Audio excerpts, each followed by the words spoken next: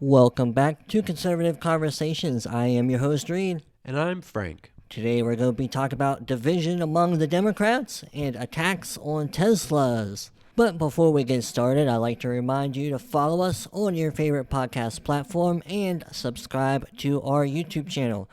And if you'd like to hear an extra segment, you can become a paid subscriber through our podcast host, Red Circle.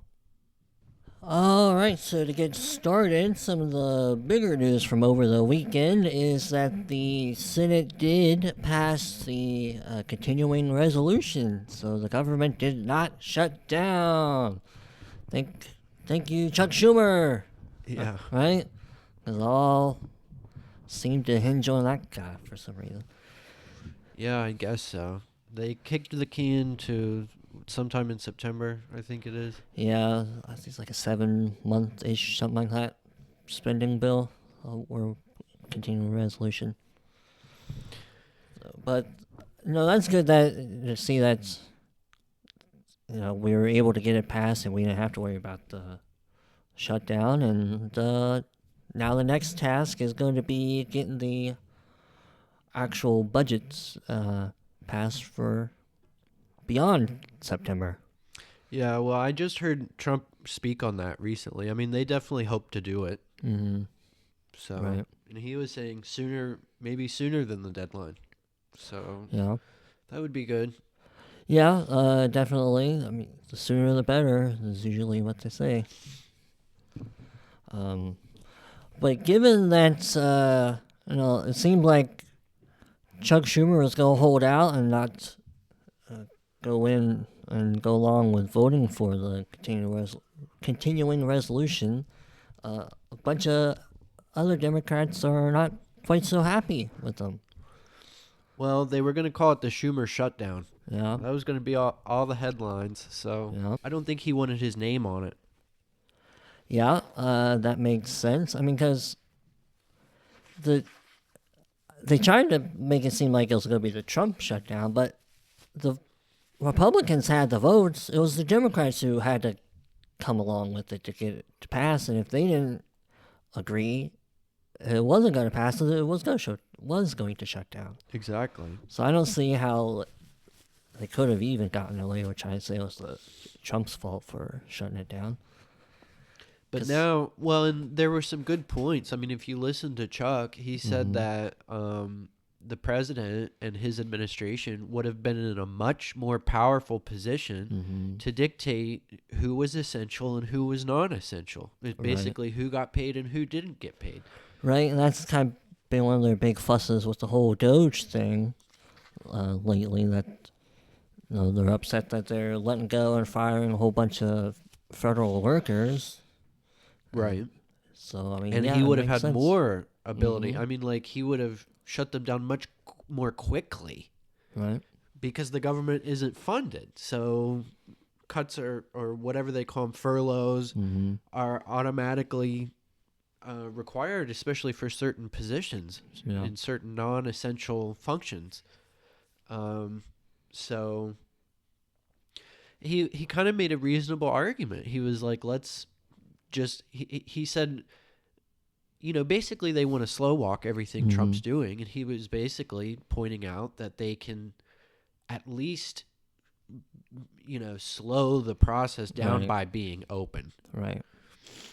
Yeah, that definitely does make some sense from, their aspect of it. Well, not to some of them. Some of them want to fry him like an egg because of this. Yeah, and it seems to me that it's I shouldn't say mostly, but a fair number of them are actually Democrats from the House side. I'm sure there are a couple of them on the Senate side who aren't very happy with Schumer, who have publicly said so.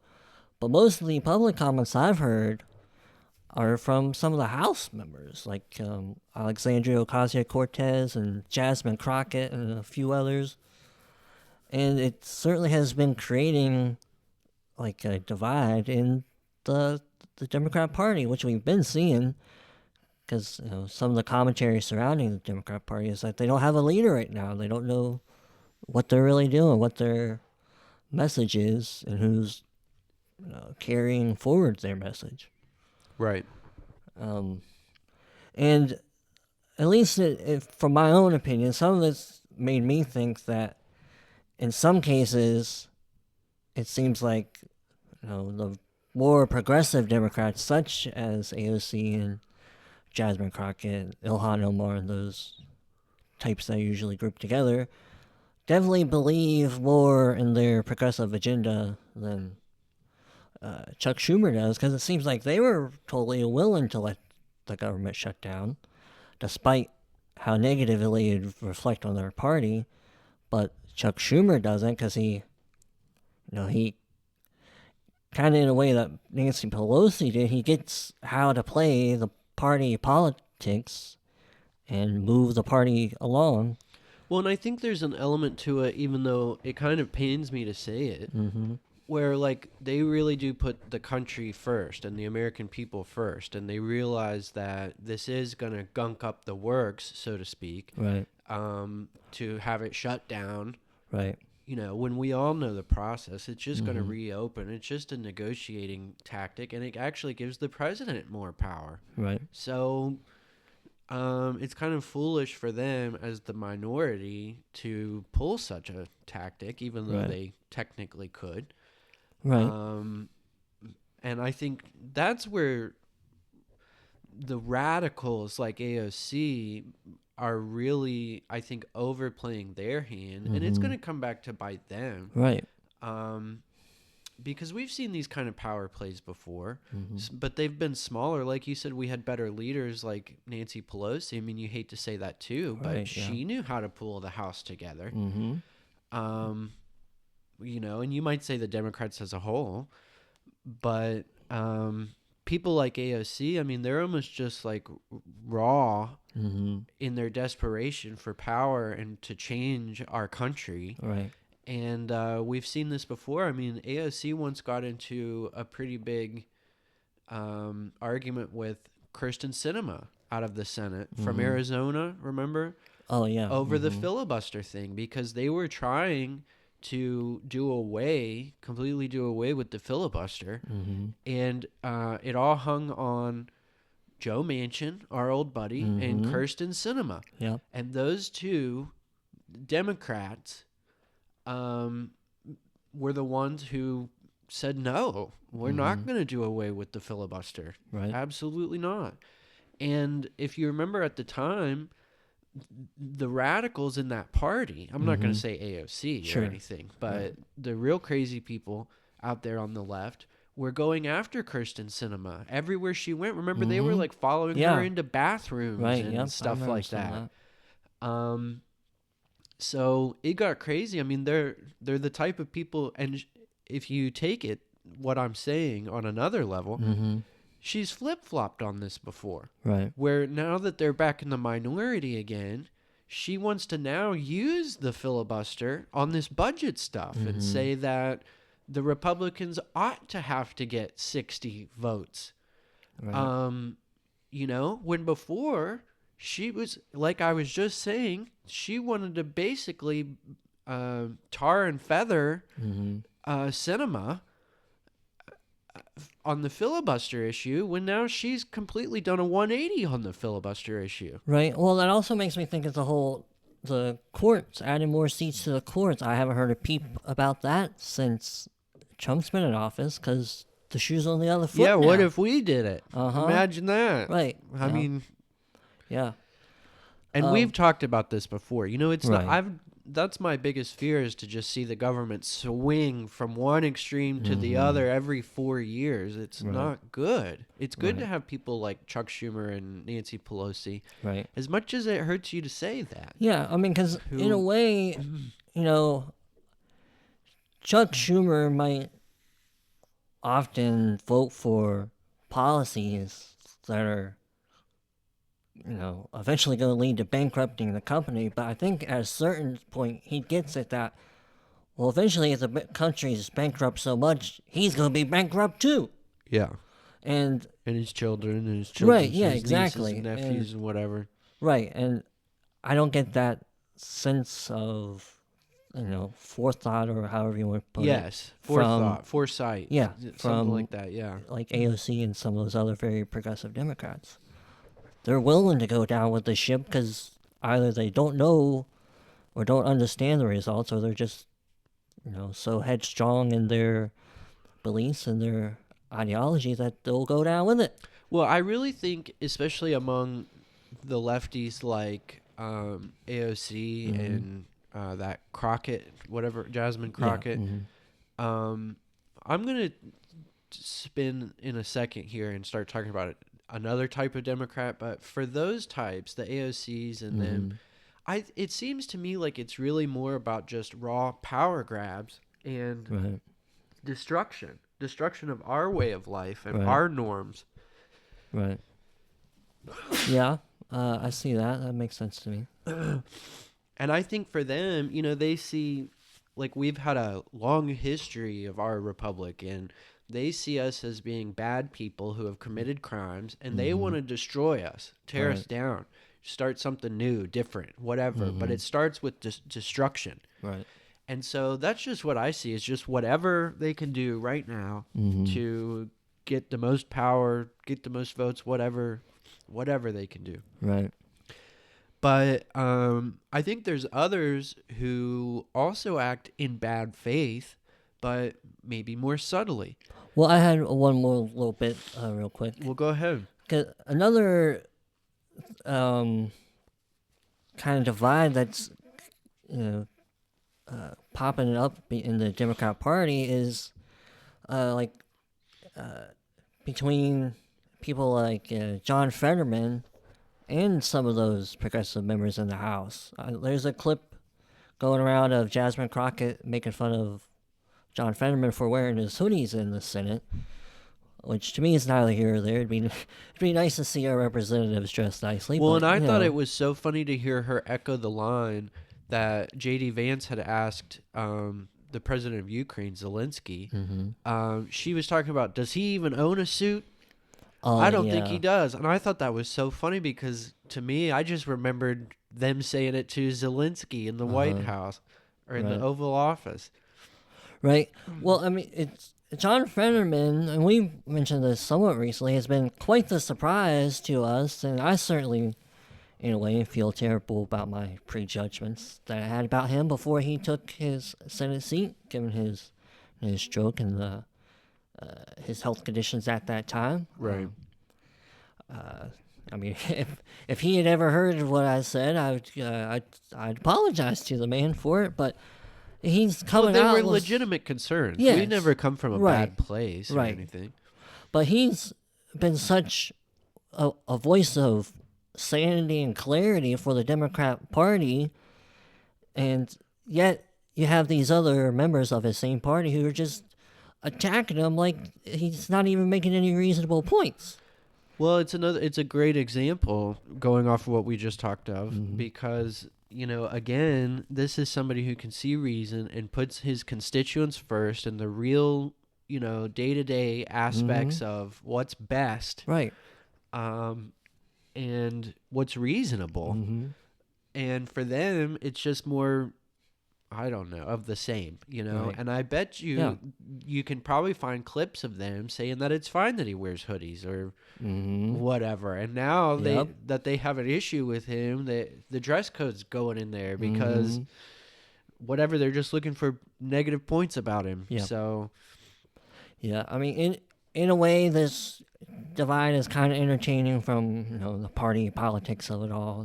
Watching the infighting. Yeah, right. They can tear themselves up while the Republicans are out here getting stuff done. So it's quite the interesting, I guess, not really turn of events, but a situation that they got going. Well, it is interesting, and I'll tell you just as a tangential point off of this, but I saw on like day 52 or something like that, Lawrence O'Donnell. Oh, yes. Have you seen this clip? Yeah, he said that he's so exhausted. He feels like it's day 92, and when he realized it was only day 52, he scheduled a vacation. Uh-huh. He needs to take a week away because poor little him. There's so much going on. He's so exhausted. And They've been hammering for too long. yeah. But anyway, I mean, at least the Republicans are trying. They have big plans, and they're being very active and productive. Right. And I don't see any reason other than these obstinate Democrats who just want to get in the way. They're obstructionists. Other than that, you know, them trying to slow walk everything that the president does, I don't see any reason why the current administration wouldn't follow through on their plans, like to present a budget and so on and so forth, you know. But anyway, you know, sort of in the vein of what we've been talking about, I happen to catch, you know, we have a new senator from Ohio, Bernie Moreno, and I happened to catch a piece the other day where he was on the Senate floor. He had presented a bill, and what it basically does, he points out he had charts and data and everything, and you can watch the clip, but he talks about how when Trump was president, he had put in this executive order stating that anybody who was applying for asylum who was not doing it from a port of entry, meaning like they were already in the country and they just went to some random place and tried to apply for you know, asylum. Yeah, like they cross between ports of entry. Yeah, just or in basically like a field. like illegally. They just wound up here somehow. They dropped out of the sky, whatever. He basically said if you're not doing it through a port of entry, then you'll be deported, subject to deportation, and your deportation, excuse me. And immediately in the data, you see huge drops. And then Biden, right towards the end of his administration going into the election, he put the same executive order in place, basically, almost identical executive order in place to see a huge drop. There was a huge drop. And then when Trump came back in, he, of course, put his executive order back in place. Right. And so basically all that this does, all Bernie Moreno's bill does, is just codify into law that executive order that's been used by both Democrat and Republican presidents, Biden and Trump, and we can see in the data that it actually has an effect. So he just wants to make it a law. Right. Well, and he called on the other, because he's a naturalized citizen, and he called on the other senator, Mazie Hirono, who is naturalized. They're the only two. And he basically was like, please join me in this. There's no reason. And he basically acknowledges, I mean, there's criticisms about his bill that, you know, it's not holistic in its approach. It doesn't try to solve every problem. Right. But, you know, he acknowledges that this is just one point that he feels like everybody should be able to agree on. The data proves it. You know, he says that the American people want to see steps in this kind of direction. They want to see Congress come together. And he's basically pleading with her, please, you know, just work with me. Yeah, or approve this, or say yes, vote yes, whatever, join me. Right. Let's just make this one simple point a law. And she gets up and, you know, she fights him on it. And she has some points about how, like, you know, she's been in there forever. And she kind of talks about the history, about how, like, back in 2013, they tried to do a comprehensive bill, and she was on that, and it never went anywhere. And then it tried to get resurrected at some point, and she said that it never went anywhere. And you can almost hear she has like a bitterness to her. She is a bitter lady, in my opinion. And she almost is like lamenting that since this is not a holistic bill, and since she's worked so much on a holistic bill, that's the only thing that she's gonna work on, is some kind of comprehensive bill like she has before. Yeah. And, I could sort of understand that, except I don't think people are supposed to be in there forever, especially if they're going to hold grudges like that. Right. And they can't work, productively towards agreements and movement on these issues. Yeah. You know what I mean? Like, Yeah. I bet if she had been replaced with somebody younger who hadn't been in there for whatever, 20, 30 years, whatever it's been in her case, you see what I'm saying? I bet maybe they'd be willing to work with Bernie Moreno, whoever the other person is. Maybe you could get some movement, some change going. Yeah. But anyway, I don't know. I just always feel with her, I don't think she's as smart as she likes to put on.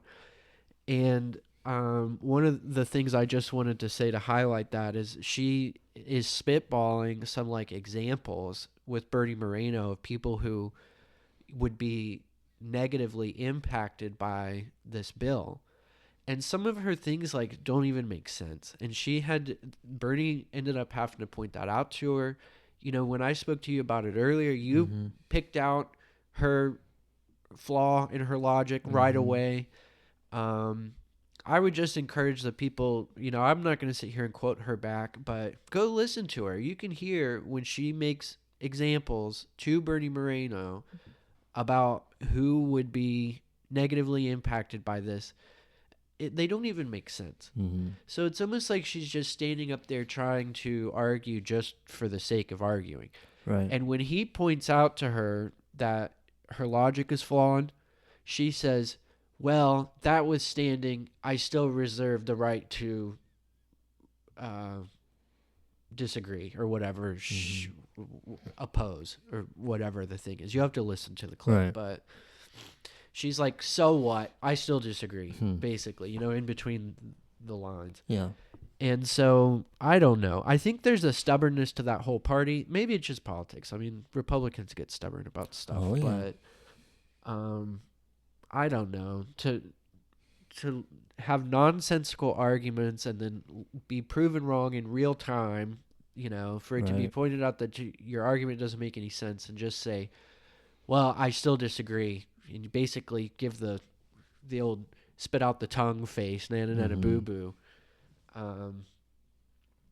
Right. I don't know. I just think it's kind of shameful, and I don't feel like she's coming from a good place. And especially the best argument is like, if she hadn't sat in that seat for so long, right, you could have some young blood in there actually working on stuff. Right. I mean, in a different timeline, it could have been our lovely lady from Hawaii. Tulsi Gabbard. Yes. Because she was a congresswoman at one point in the House. Right. So, I mean, she could have technically tried to be a senator at some point. So, it's... No, I think it's stubbornness like that that's going to turn even more people away from the Democratic Party. Or at least, maybe not away from the party altogether, but hesitate on voting for him more. Because, she could have pointed out all of her disagreements or what she thought was wrong with the bill, but she could have finished with saying, but given all these issues I have, yes, Senator Moreno, I'm willing to work with you on seeing how we can fix this thing. But that's not what she chose to do. No. And, it's just stubbornness and gumming up the works like that. I don't think it's going to really reflect on her or the party in general very well at all. Well, I think you'll see that a lot. I mean, if they make the power play to try to get Chuck Schumer out, to reclaim his seat, give it to somebody else or whatever, that's dangerous. And I don't think they realize that because they're just so, bloodthirsty that they're like, so what? We'll just give away Chuck Schumer's seat. Well, Chuck Schumer is a powerful guy, no matter how you put it. Yeah. And to just flush him down the drain, give him a vote of no confidence, give his seat up. You get somebody in there who has never done it before, or who knows, and who knows how effective they'll really be, or B, how long they'll sit in that seat. Right. They might just go up in the next cycle, or You know what I'm saying? So it's sort of a dangerous game when you start doing those votes of no confidence like Right. that. Well, getting rid of Chuck Schumer out of a seat also gets rid of him as the minority leader. And then they got to go through the whole thing of picking who their new Senate leader is going to be. And that's going to be a whole mess. Because it might not even be who they want it to be. Of course not. So it's, yeah, I think you're right about they're kind of playing with fire. Absolutely. They are. Coke. They are playing with fire for real. Yep. And I hope it will backfire. Mm-hmm. I mean, I don't know if you're ready to go into it, but I think another way that you see this is there's been a lot of headlines about these attacks on Tesla dealerships. And I think you're going to see that backfire. Because it's not really doing anything. And it kind of makes people almost have sympathy in a way. Right. For both these Tesla people whose cars are getting keyed and vandalized and whatnot. And the company overall, and maybe even the father, the Doge father himself, Elon Musk, for having to endure this kind of acting out. Right. Because I mean, the whole idea of attacking the Tesla dealerships and everything, I mean, Tesla is a private company, not a government entity. Right. And damaging it doesn't directly reverse Doge policies or anything. Yeah. It's more symbolic than strategic. And punishing Musk's brand doesn't do anything but signal their dissent, against him. So, I don't know. I just think it's crazy. It's not like it's its only company. Yeah. And I feel like most of your average people would just see this as like childish and immature in a lot of ways. Because as you kind of pointed out, like some innocent people are being affected by this. There are people who work at these dealerships that have been vandalized. People own these vehicles that have been vandalized that they have to pay for. Well, right, and not to mention there's been a whole movement of these people like putting bumper stickers on their Teslas and stuff that say, I had this before Elon went crazy, meaning that they're like lefties. But there are. I mean, remember, he was once loved by them. Oh, yeah. This is a save the world green car. And there were a bunch of liberals that bought Teslas, Yeah. That's not crazy. And Yeah. it's almost like they're cutting off their nose to spite their face kind of thing. Right. And I don't think it's even had that big of an impact because, I mean, Tesla's stock has tanked over 50% since mid-December 2024. It's lost almost $800 billion in market value, and sales are down about 29% in China and 50% in Europe in early 2025. Right. But the idea that all of this, that you can pin this on vandalism is ridiculous. Right. Because competition in the EV market, I mean, sales are down across the whole EV market, basically. Right. Now, there has been some buyer backlash to Musk and his policies and stuff, but, the vandalism costs have only been valued at like $12 million. So, I mean, you think about all the money that Tesla's worth and that Elon's worth. What's $13 million? Right. You know what I'm saying? And it's more like they're getting negative attention from doing this kind of thing. And it's like I said, you almost give sympathy, you almost draw sympathy from the public. Right. Yeah. So I don't even know what they're thinking or how they can stand by this kind of stuff. And you have people like Maxine Waters saying that Trump's pushing for a civil war. Well, look at who's violent.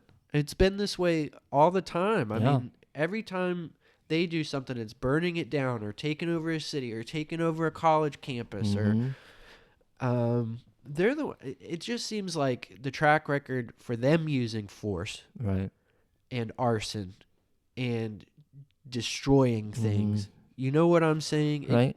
It seems to go one way, not the other. Well, it's like intimidation tactics. The old mafia line. What a nice business you have here. I mean, shame if something happened to it. Yeah, or like the burning of the cross on your front yard kind of thing, because they invented that too.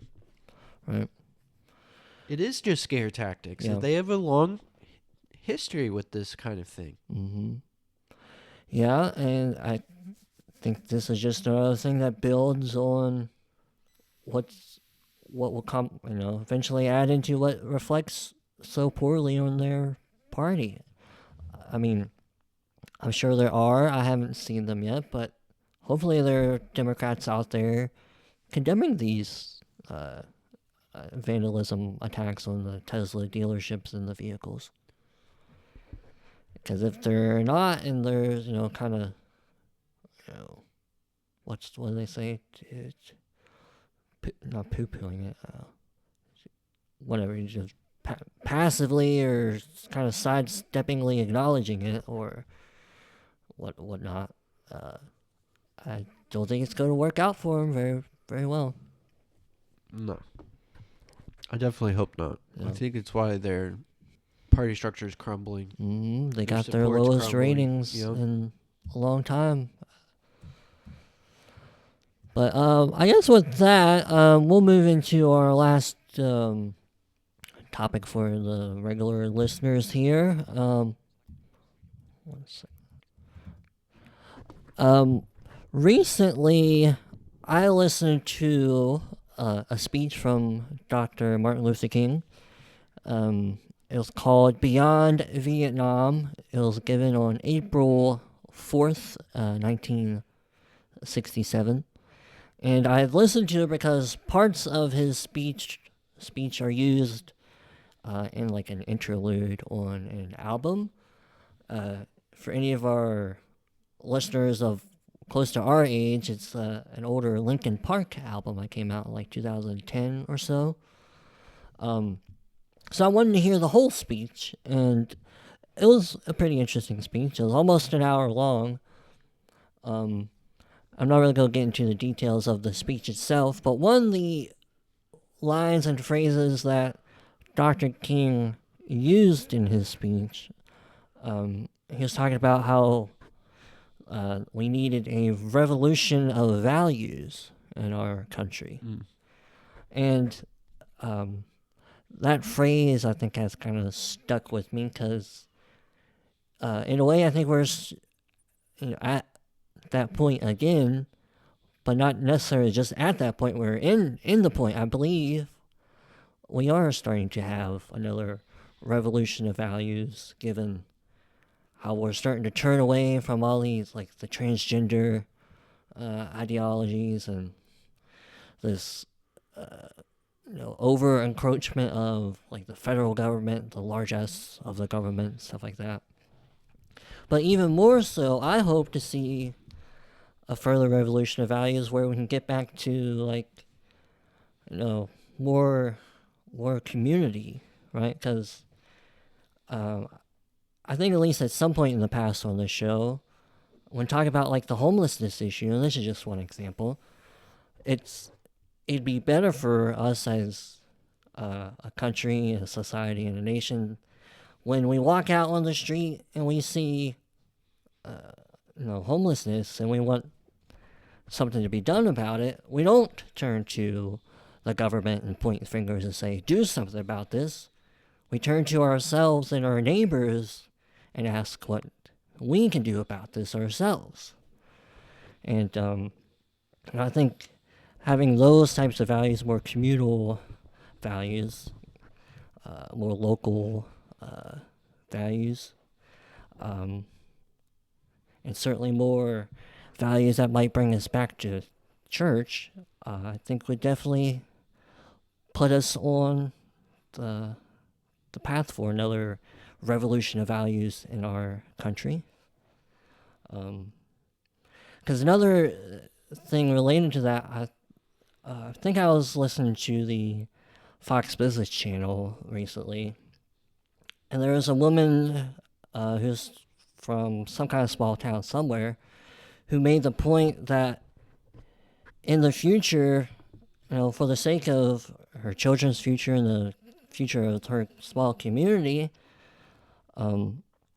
they wouldn't mind higher prices for things if we're bringing back manufacturing to our small towns and things like that. Because, it'd be better to have, the jobs locally as opposed to sending the money off to some unknown conglomerate in some unknown location. And instead, when you buy a product from somebody in your community, you know that money is going to them, to that business, and that business is giving it to their employees, and they go give it to the other people in the community, Right. buying from their products. And it builds a more closely knit community. So hopefully, and I kind of agree with that. I probably wouldn't mind. Well, let me finish that. I probably wouldn't mind higher prices, but I suppose it would depend on how much we're talking here. But I think there's something to that, because in our last episode I mentioned a little article I put up on our website about the stock market. But one of the other lines I had used in that article when talking about how to... Oh, forgive me. This was an article I put up back in January about people's savings rate. But one of the lines I had put in there was the power of sacrifice, which, of course, Jesus Christ has taught us about. And I think, in a way, making sacrifices like potentially higher prices, bringing more jobs back to more communities where people can live and grow, is potentially a worthwhile sacrifice. Well, there's definitely a lot there to what you've said. I almost don't even know where to start, but it seems like the good doctor's words affected a lot of people, because you hear echoes of that in Kennedy's speech about ask not what you can do for your country, Right. or ask not what your country can do for you, but what you can do for your country.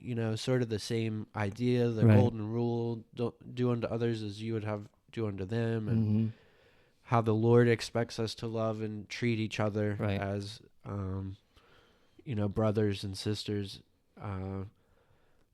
or neighbors, the idea of, but, what was your last point there again? Well, I guess I kind of did end up blending sort of two different things together. The revolutionary values and the power of sacrifice. Oh, yeah, about would you pay higher prices for... Well, I think that's interesting because President Trump's talked on this subject recently, too, about how there's been something like 90,000 or more factory jobs or factories. I think it's just factories closed since right before NAFTA was signed. And I think that's one of the things that you have to consider, too, if you're being fair, is what kinds of prices would we have been paying had we never lost these manufacturing jobs?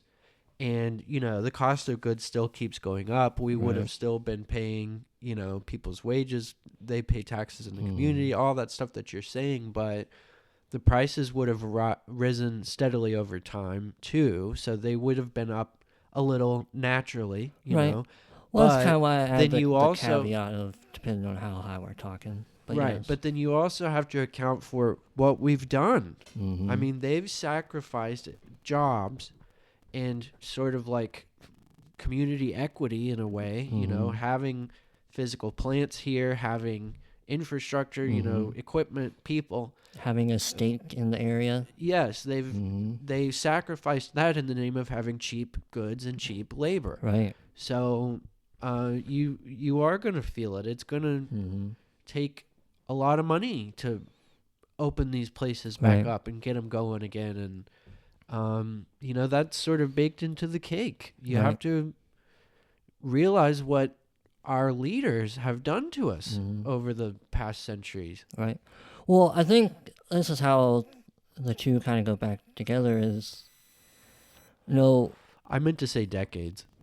right. But I think wanting to be able to have these jobs and more benefits for the community localized kind of is a reflection of the values. Because like I said a minute ago, and as you were trying to point out, there's more local interest. People have more of a stake in the local community when there's more there to be taken care of, to be looked after, to be concerned about. Well, right. And I just thank God that, I mean, obviously not in every industry or every manufacturing plant or whatever, but some of these are of vital interest. And we saw that, you might say national interest. Yeah.